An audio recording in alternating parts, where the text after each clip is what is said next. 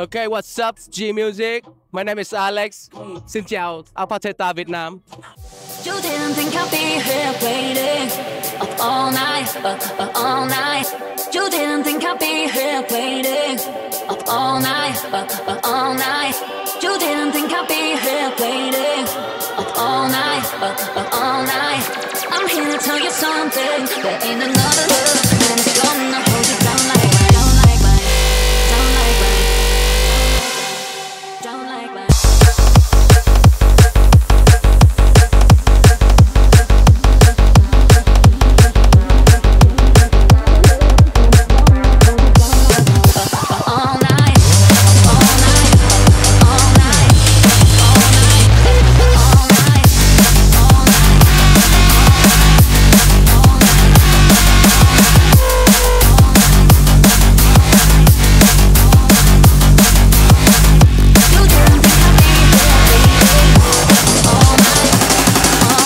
Okay, what's up people? My name is Alex. Mình là Alex.